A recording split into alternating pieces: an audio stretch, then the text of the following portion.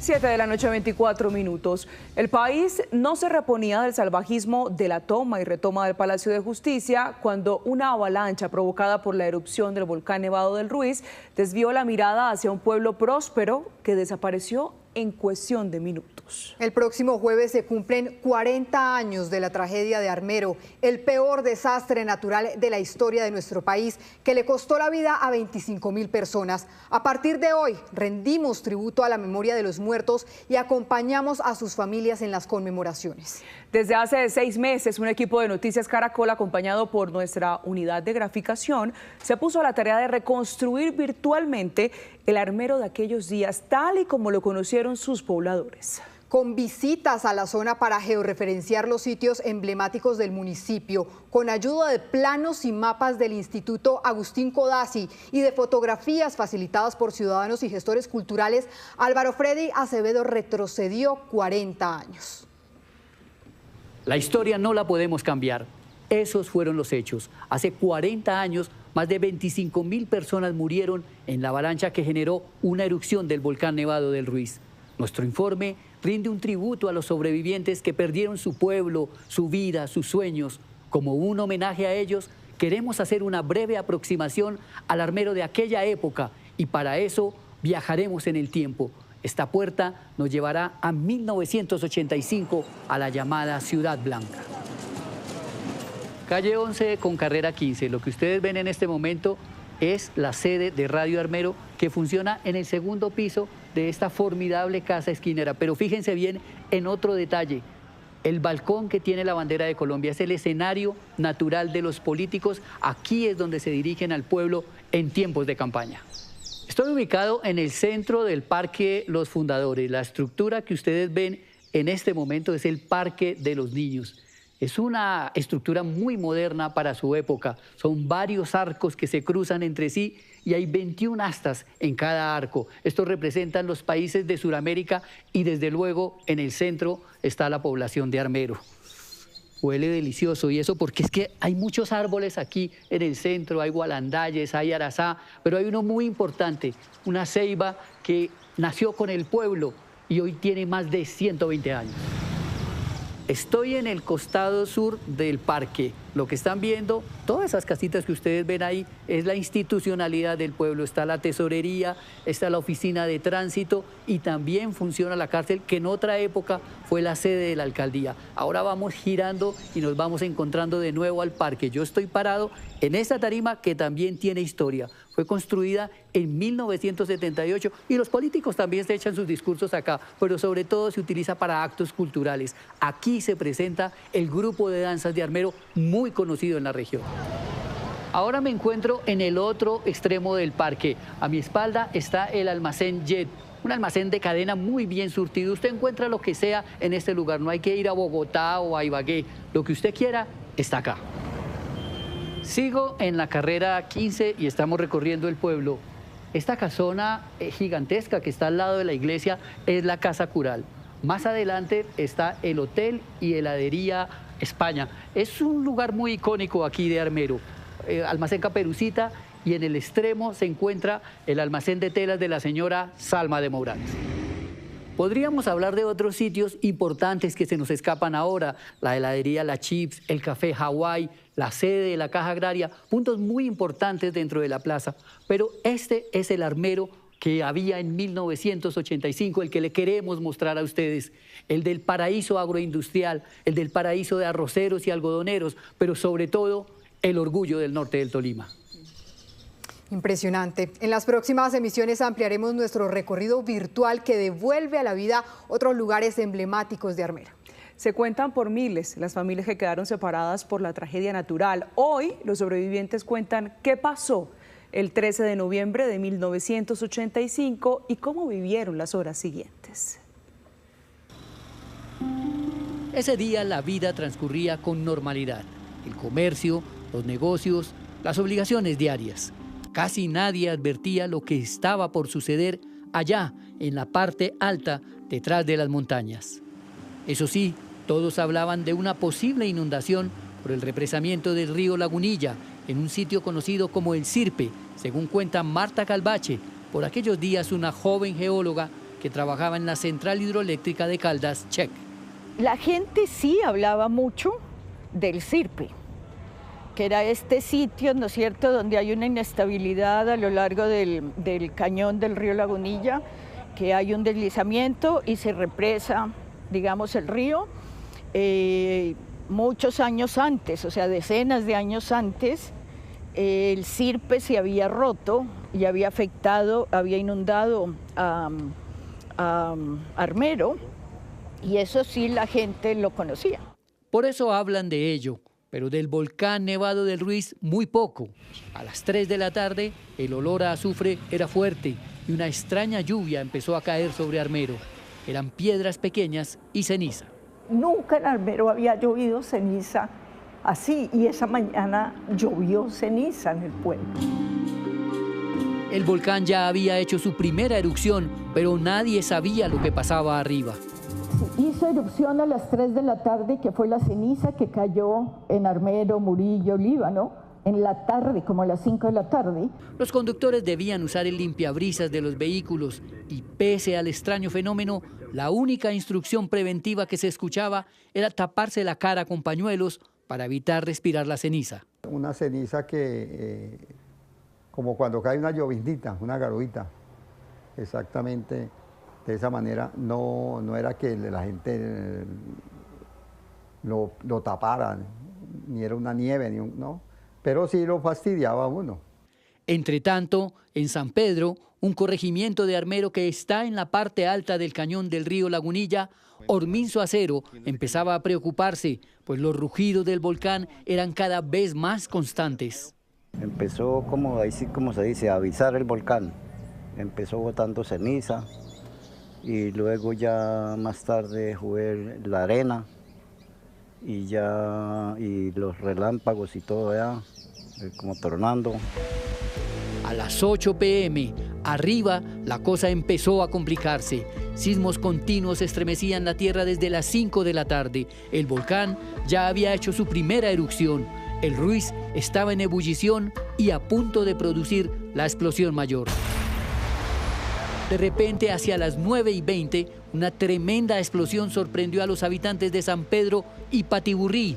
Se logró alguna comunicación, pero no se llegó a alertar a la gente, recuerda el entonces concejal Jorge Montealegre. A las 9:15 de la noche llamó la operadora de Patiburrí y dijo que viene una vaina impresionante, eso buja, y se le cortó la comunicación porque quedó sin luz.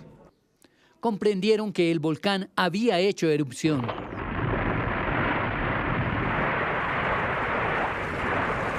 Unos minutos más tarde sintieron el aterrador sonido que producía la avalancha que bajaba incontenible por el cañón del río Lagunilla. En la noche se escuchó el ruido como de un avión que venía por el río Lagunilla. Y acá pues esto se sentía como rumbar. Y la gente, la que había abajo en el faldón de Lagunilla, se subieron acá a San Pedro, porque no se sabía qué era lo que iba a pasar. Lo mismo los del otro lado, se veían las linternas subir hasta que subieron arriba la cuchilla. Veamos lo que pasaba a esa hora. Este es el volcán y este es el cráter Arenas. La explosión de las 9:20 generó altas temperaturas que derritieron un área de 195 hectáreas del glaciar, según estudios posteriores a la tragedia. 12.000 metros cúbicos de agua bajaron por la ladera. Esto es el equivalente al agua del río Magdalena a su paso por Girardot. Ahí se formó la mayor avalancha que bajó por el río Azufrado y se potenció cuando desembocó al Lagunilla y posteriormente, a las 11:06, llegó a Armero.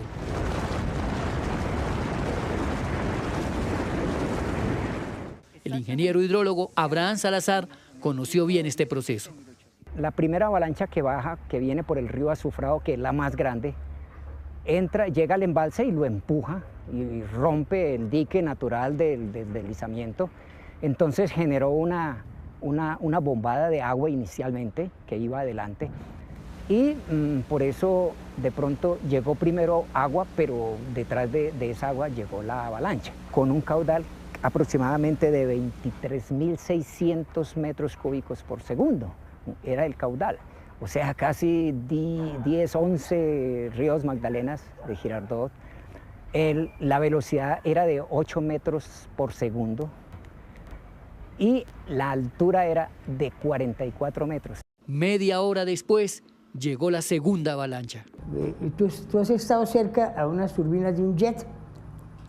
Pues ese más o menos ese era el silbido del aire comprimido por el cañón. El pueblo que todos conocieron, que amaron y lucharon, estaba muriendo y en su agonía se llevaba más de 25.000 almas.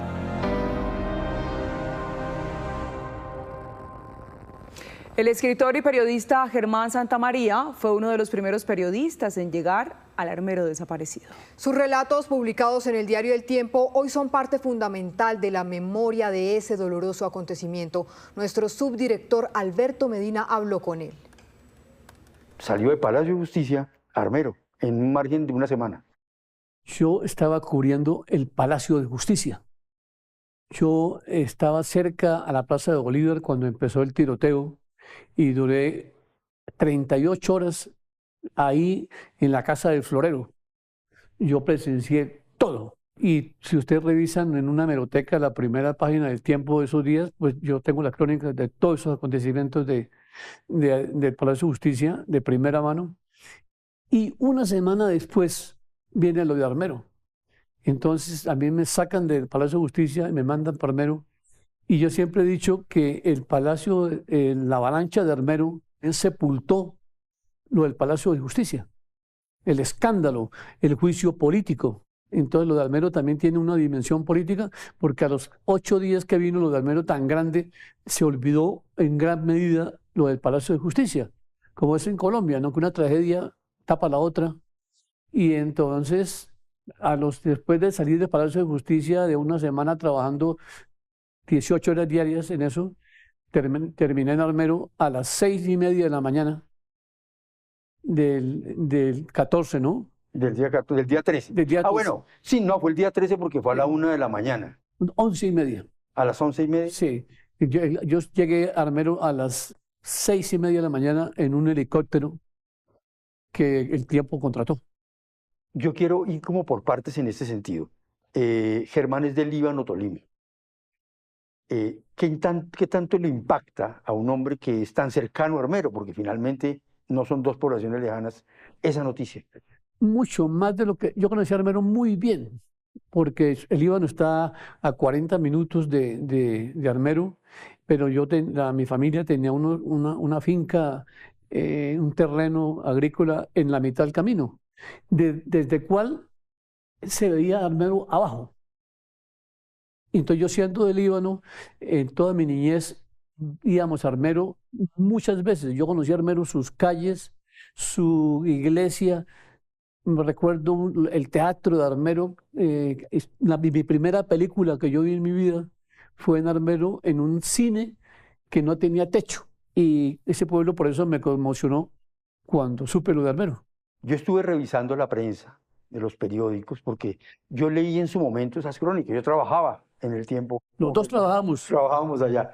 Usted era un muchachito ahí que yo no sabía que iba a llegar tan lejos, más lejos que yo. No, eso sí jamás. Pero entonces yo recuerdo mucho la lectura de esas crónicas y quise repasarlas un poco para hablar en esta entrevista. Y mire que me encontré en una de sus crónicas esto es textual. Armero era un pueblo blanco, como para que le cantara Joan Manuel Serrat. Hoy es apenas un horizonte de escombros, cubierto de lodo, piedras y azufre, como la canción de Joan Manuel Serrat, pero también blanca como el algodón, ¿no? Esa alusión a lo blanco. Vea, esa ¿Por frase qué lo marca tanto? Esa frase yo no la recordaba. Si la escribí, pues es hasta bonita, poética. Es hermosa, ¿verdad? Sí. En medio de la tragedia, pues. Sí, en medio de la tragedia. Es que como yo conocía tanto el pueblo, entonces hay que ver lo que pasó. A las 12 de la noche me llamaron del Tiempo Rafael Santos y me dijo, mire, que parece que en Armero, Tolima, dijo usted de por allá, me dijo él, hay una tragedia muy grande, hay muchos muertos, algo está pasando. Necesitamos que usted viaje a Armero. Yo vivía en el barrio Niza, en Bogotá, y a las 6:15 de la mañana llegó un helicóptero, aterrizó en el parque de Niza, un parquecito, despertó a toda la gente del parque, del barrio, porque ahí nunca ha llegado un helicóptero, y el helicóptero salí yo con un fotógrafo, Jorge Parga, que acaba de fallecer, un gran fotógrafo. Y entonces, y a las 6:40 estábamos en Armero. Yo como conocía tanto Armero, entonces el helicóptero llegó a Mariquita y yo le dije al capitán, yo le decía, volteé aquí, siga, y de pronto yo vi una plancha, como una laguna, y donde estaba Armero, yo dije, uy, Armero desapareció. Porque yo inmediatamente entendí la magnitud porque yo conocía al pueblo, pero perfectamente. Entonces yo dije, no hay nada, se desapareció.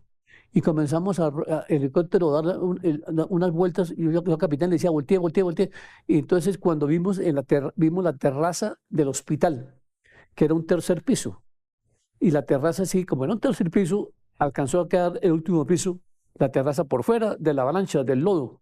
Yo le dije, aterricemos ahí. Y el helicóptero bajó 6:45 de la mañana.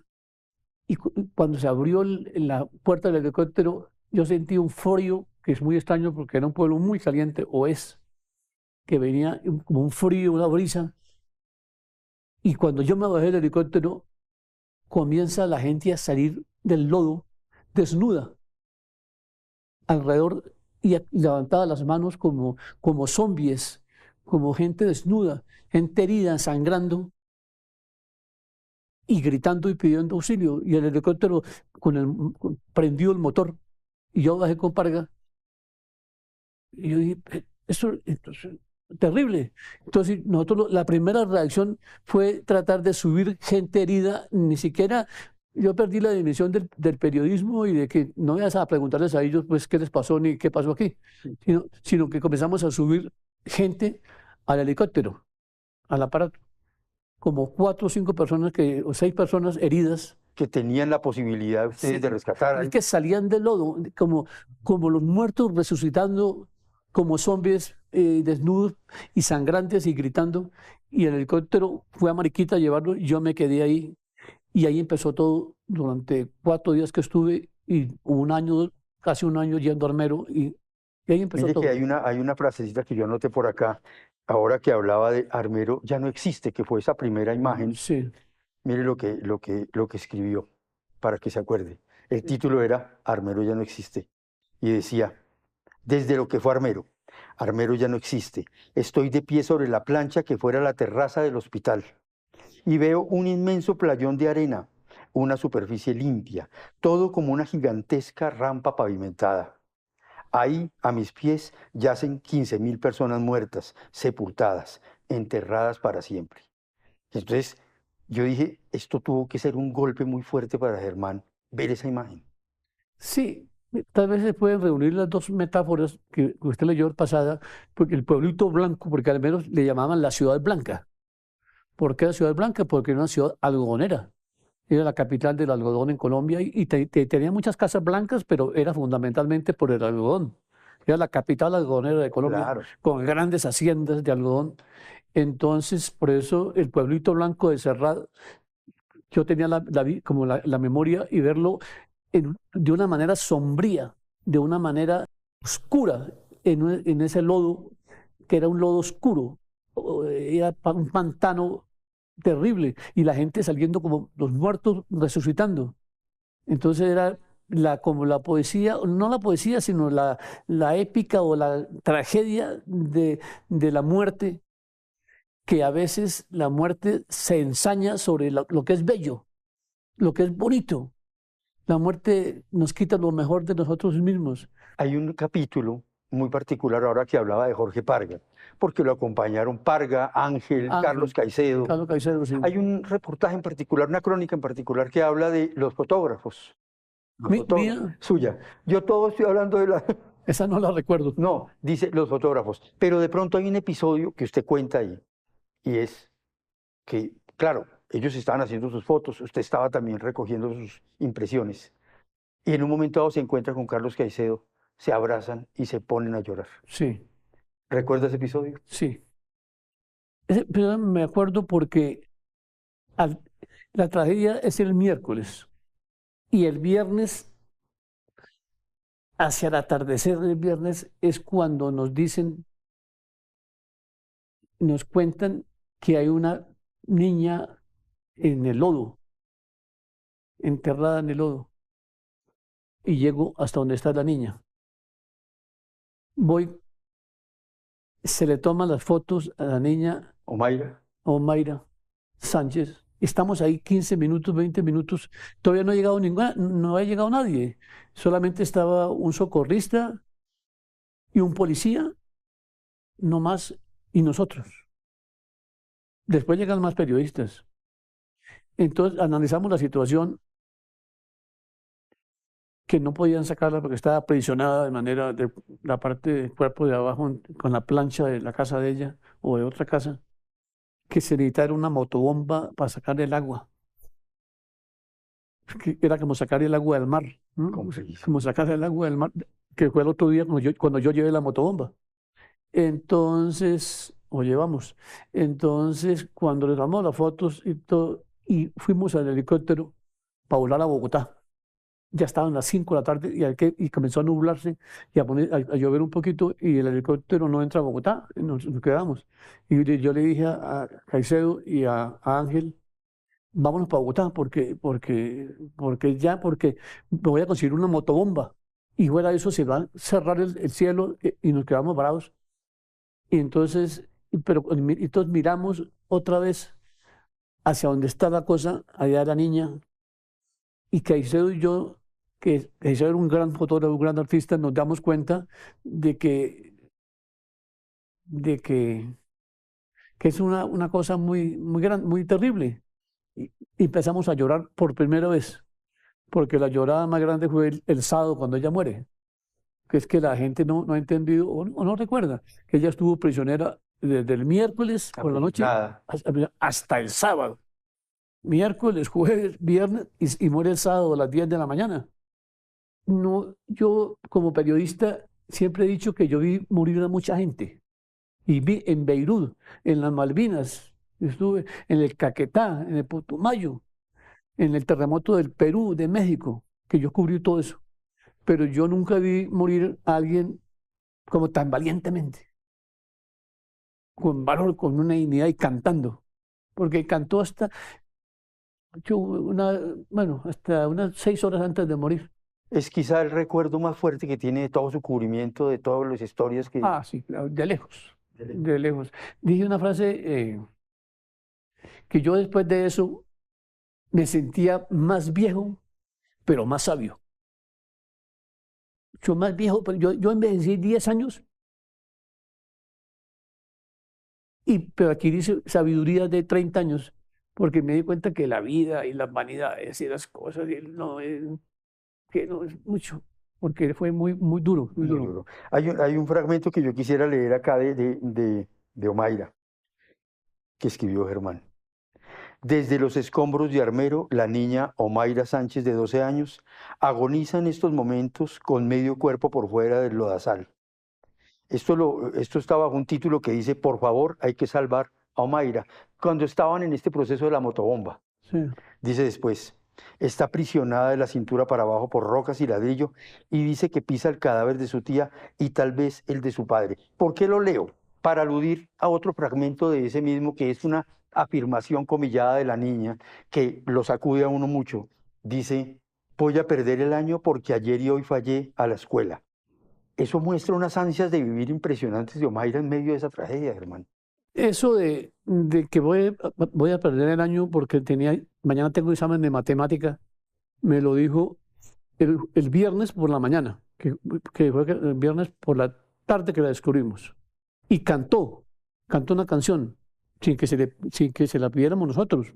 Nosotros la tratamos con un respeto muy grande, pero cuando yo volví el sábado con la historia que ya la niña había muerto, pues ya en el tiempo habían llamado desde Tokio, Berlín, Cape Town, Johannesburgo, de todo el mundo entero estaba conectado con esa historia. Claro, sí. Está con esa historia y pendientes de la niña, ¿qué ha pasado con ella? Bueno, Germán, yo quisiera terminar esta entrevista con yo diría que es la crónica, que es como el epílogo, pero es como también la reflexión del periodista que vivió. Usted ha hablado ahorita de cómo esas historias, esa historia en particular de Armero, lo que pasó allá, lo hizo más sabio. Y yo quisiera... Y más viejo. Y más viejo, bueno, también. Hay una crónica que se llama Horror. Y escribió Germán: yo creí que conocía el horror.